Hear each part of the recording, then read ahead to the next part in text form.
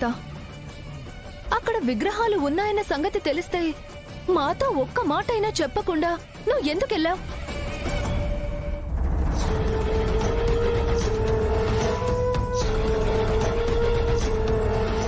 అంటే మీ నిద్ర పాడు చేయడం ఎందుకు అని. కానీ నీ మీద దొంగ అనే ముద్ర పడితే అది జీవితాంతం పోదమ్మా. అరే, మంచి పని చేసినా కూడా ఎందుకు బావా నిలదీస్తావు? నేను అడుగుతుంది తను చేసిన పని గురించి కాదు, తను వెళ్ళిన పని గురించి. నా చెల్లెళ్ళు నేను లేనప్పుడు తలెత్తి కూడా చూడరు. ఎలాంటి విషయమైనా వాళ్ల తలకి ఎక్కించుకోరు.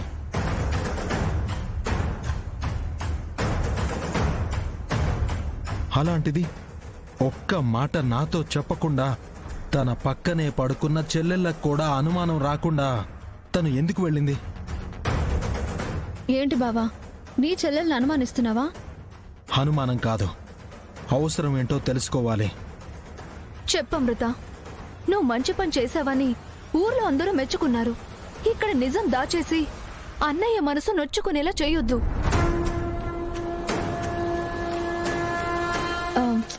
తప్పు చేస్తే కదా నొచ్చుకోవాలి. అమృత మంచి పనే చేసింది. ఎలా చేసింది? ఎవరు చెప్పారు?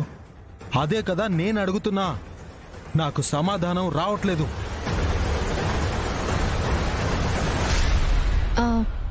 ఎవరికి తెలుసు బావా, తనకి కళ ఏమైనా వచ్చిందేమో. అవునన్నయ్యా,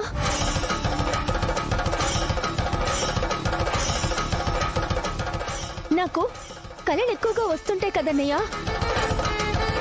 నిన్న రాత్రి మాత్రం విగ్రహాలు దొంగిలించినట్టు, అవి వరదరాజుల మావయ్య ఇంట్లో దాచిపెట్టినట్టు కలొచ్చింది. ఆ విషయంలో అమ్మని కూడా నిందించారు. అదే గుర్తొచ్చి వెళ్ళానన్నయ్య. అసలు ఎప్పుడు విగ్రహాలు తీసుకున్నానో కూడా తెలీదు. వాళ్ళెక్కడ దాచారో ఇవన్నీ నాకేం గుర్తులేవన్నయ్యా. ఒక్కసారిగా వరద మావయ్య అడ్డుపడి నీ చేతిలో ఏమున్నాయి అని అడిగితే తర్వాత మెలకు వచ్చింది.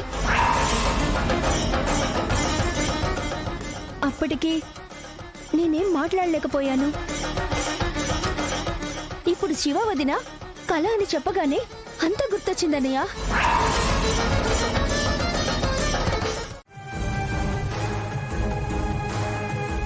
పక్కనే ఉన్నా ఎందుకు పలకలేదు?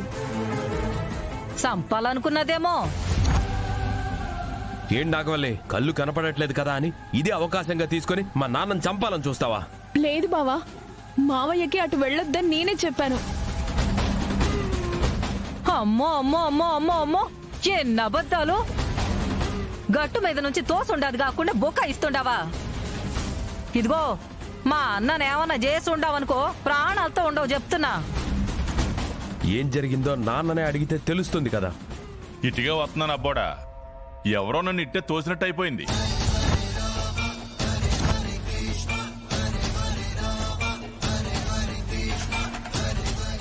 నువ్వు మా నాన్నని చంపాలని చూసావు కదూ? అవునలుడు, మా అన్ననే సంపాలనుకుంటాంది ఇదే. ముందు దీని ప్రాణం తీసే.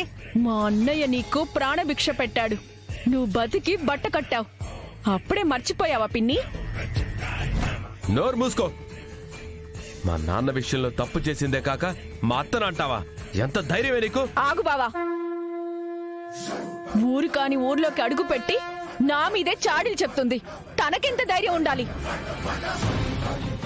కానీ అది ఈ ఊర్లో పనికిరాదు పాపత్త. పాపం చేస్తే దానికి శిక్ష తప్పదు. చూస్తున్నా కదా మీ అన్నయ్యని, పాపం ఆయన ఏం చూడలేడు ఇప్పుడు. లేనిపోని నిందలు వేయాలని చూస్తే మాత్రం నువ్వు ఎవ్వరిని చూడకుండా పో.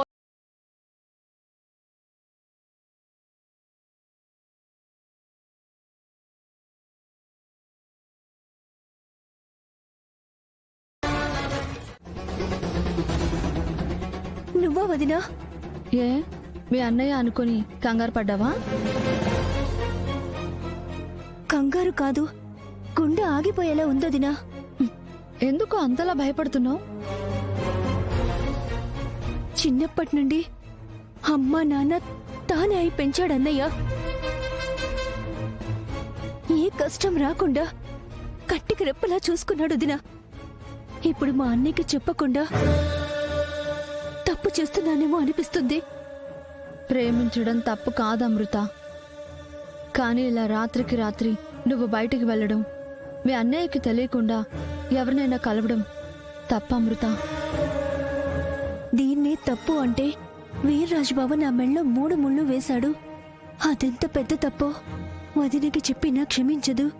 ఇంకా ఎన్ని రోజులు జాగ్రత్త పడాలి? అమృత, వదిన, నిజం చెప్పలేనప్పుడు ఎందుకు ప్రేమించావు? ఎందుకు బయటికి వెళ్ళి కలుస్తున్నావు?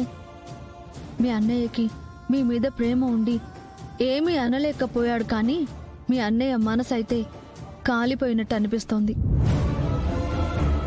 అయినా సరే వేరే సంబంధం ఒప్పుకున్నావు కదా, మళ్ళీ ఎందుకు కలిసావు అమృత? సంబంధం వచ్చింది కదా, అన్నయ్య కూడా ఒప్పుకున్నాడు అని నేను అడ్డు చెప్పలేకపోయానదినా. అంతకు మించి ఆ సంబంధం చేసుకోవడం నాకేమాత్రం ఇష్టం లేదు. ఈ రోజు ఇష్టం లేదు అంటున్నావు, అప్పుడేమో వీర్రాజ్ అన్నయ్య మీద ఉక్రోషంతో పెళ్లి చేసుకుంటానని మాటిచ్చావు. అవునదినా, అదే నా కొంప ముంచింది. ఇప్పుడు ఎలా బయట పెట్టాలో అర్థం కావడం లేదు.